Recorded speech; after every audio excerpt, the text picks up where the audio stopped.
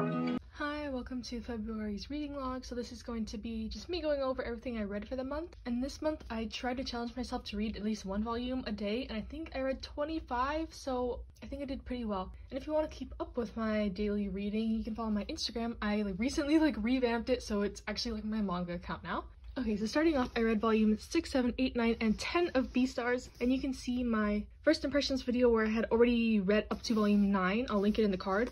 But volume 10 was another great volume. I really enjoyed it. More plot development, and especially this last chapter in here was kind of like a comedic relief chapter, which I was not expecting because everything has been kind of heavy in the past couple volumes, but I was dying with Legoshi in the dress. But anyways, yeah, I love Beastars. I think the next volume comes out in March, so I'll definitely be picking that up, and I can't wait to read more. And then next, I read the first 3 volumes of Silver Spoon, technically a reread since I've read up to where I think the first season of the anime leaves off, but I wanted to start over from the beginning, and I love this series so much. It is about a guy named Hachiken who is from the city, and he ends up going to an agricultural high school because he wants to get away from his home life and live at a boarding school, and this was one of the only options for him. But he's such an endearing protagonist. I love that he's not a snobby city guy. He's really down to try everything, and he's just a really good guy all around. This is by the same creator as Fullmetal Alchemist, which I have not read or seen. I know Blasphemous, whatever, but I don't know if this is just how the author writes their characters, but it's just so endearing and really a nice read. I really love this series so far. But a trigger warning, this does have to do with the farming industry, and there's some graphic depictions of butchering and stuff like that, so steer clear of that if you're sensitive to those topics, or maybe if you're vegan you wouldn't like this. But yeah, I'm really excited to read more. I think I have up to volume 8 and out of 15. These volumes are a tad expensive. They're about $15 each, so that's why I'd put off on getting these for so long, but I'm really glad I did and got to start reading. Okay, next I read the first 3 volumes of Bakuman, and this is another reread. I love Bakuman. It's a manga about creating manga, pretty much, but I forgot how long it takes to read one of these. I read volume 3 last night, and it took me an hour and a half. I don't know if I'm just a slow reader, or I mean, if you know Bakuman, it is text heavy. It is like reading a light novel pretty much. But yeah, this took me an hour and a half. I was not timing myself, but I was kind of looking at the clock periodically, and I was like, wow, this has taken me forever. But I'm so happy to be reading this again. I love this series. I love the characters. I bought the whole box set if you see my collective haul for this month, so this will probably be something I'll be binging in March for sure, especially if my brain is alert enough to read something like this. Okay, next we got volume 1 and 2 of Tomo-chan is a Girl. This one, I didn't know what I was expecting. I've heard Mangatama and a few other people talk about this, praising the series, and I was like, yeah, I don't like romance. It's another high school romance, whatever, it's gonna be dumb. And we all know how I feel about Otamen, so this premise kind of was reminiscent of that. This girl is a tomboy, and her best friend, her childhood friend, treats her as one of the dudes, so she's trying to get him to notice her and more. She's crush-worthy material, girlfriend material. And it is so funny, it is so wholesome, and it is so cute. It's nothing weird gender stereotypy like Otamen was, but I like the first volume so much that I immediately bought the second volume on Amazon, which I never do. I've ordered it up to volume 6, I believe, and there's 8, so I'm really excited to keep reading this. I really enjoyed it. It is a 4-com comic, but it is pretty the storyline is pretty linear. It's not just super random chapters, but it's really good. I really enjoy this. Okay, next we got My Senpai is Annoying. This, I think it's a josei office romance, but I wasn't expecting much of this either. I just got this on my book outlet haul to fill out my buy one get one free thing, but this was so cute. I really enjoyed it. It's in color,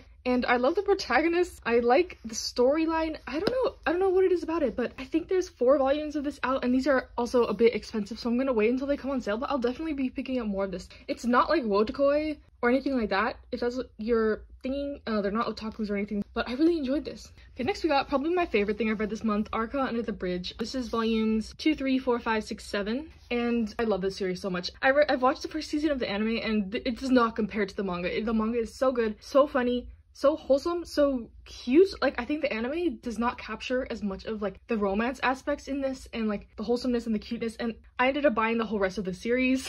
It is completed. I think there's 7 omnibus, and then the last volume 8 is a single. So yeah, I'm so excited to read more of this. You're getting a little bit of insight into some of the characters' backgrounds as well, especially Nino. I'm not sure if that will completely resolve, because every time they're about to find something concrete about her, it kind of cuts off because she doesn't want anyone to know about her past, obviously. But I'm excited. I fly through these. They're so funny. I'm laughing. No one talks about this manga. I've seen it in a few people's collections, but when I finish it, I will do a full review for this because I'm really enjoying it so far. I mean, I don't know how the ending is or whatever, but up to volume did I say 7? But to volume 8. I'm really enjoying it so far. Okay, and then next I read 7 Days, the complete story. I read this all in one sitting, and it was alright.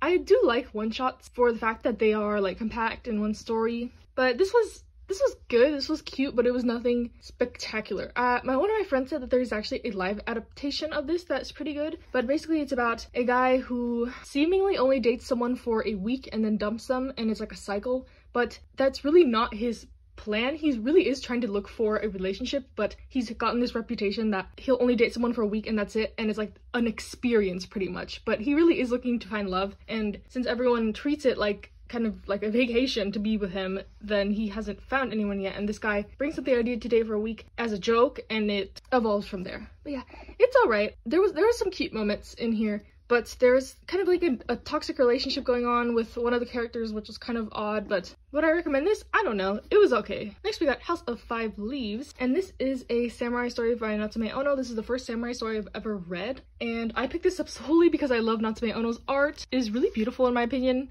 I just love their style, but I think this first volume was pretty good. I wasn't hooked, and I was a tad confused at the beginning. This is just because I haven't read many samurai stories, but they were talking about all these terms that I didn't really understand, and then it wasn't until the very end that there's like a glossary, and I got there and I was like, oh, I'm so stupid. I should have checked back here beforehand. And so I had to look up every word like on Google while I was reading, which was kind of annoying. But this is essentially about a samurai, or like ex-samurai. He's like one of those ones that doesn't have a master, and he can't keep a job because he doesn't look scary. Like, he's not intimidating, but he is a really good like swordsman. But yeah, he's just like too friendly and too not scary looking. He's not intimidating, but he gets hired by this guy who is doing some underhanded business that he doesn't know if he entirely agrees with. So he's on the fence about joining their clan, their group. And I think by the end of this first volume, he still is undecided whether he's going to join them or not. But I did buy the next 2 volumes of this because I liked it. I wasn't hooked, but I'll give it another 2 volumes at least. Try. But the art was A+, of course, because I love their style. Okay, next I read The Girl with the Senpaku Eyes. This one I picked up because it looked cute, and it is in color as well. Like, my senpai is annoying, but compared to My Senpai is Annoying, this is so much better quality. This one, the color pages are kind of like a newspaper material, very thin, but these are like, they're matte but thick pages. The colors are so beautiful, and this is about a girl, a really shy girl, and a pretty much really shy guy who like each other but can't admit it, and it's just really cute antics. It is very pure, like almost painfully pure. Like, not saying that I want anything raunchy in my stuff, but like, he just said good morning to her and she like had a full-on blush breakdown. It's like very innocent, like almost like they're in elementary school, but I think they're in high school. So I think I will pick up the second volume. It was super cute. Like, even for shoujo, this is like innocent, is what I'm trying to say. So if you like sickeningly cute fluff type stuff, you will like this. And then lastly, I read volume 7 of Wotakoi. I only got through 1 volume this month, and something really cool happens with one of the couples in this. I'm not going to spoil what happens, but I'm really happy for them. If you've seen the cover for the latest volume in Japan, you know what I'm talking about. But yeah, I really like Wotakoi, and when I finish this volume, I will do a full first impressions review on it. That is all that I read for the month. It was quite a lot, and if I breeze through something you're interested in, please leave a comment, and I'll be happy to talk with you about them. Or if you've read any of these and have opinions, if you disagree with me, if you agree, let me know. And yeah, I hope you have a nice day. Hope you all are staying safe and healthy, and bye!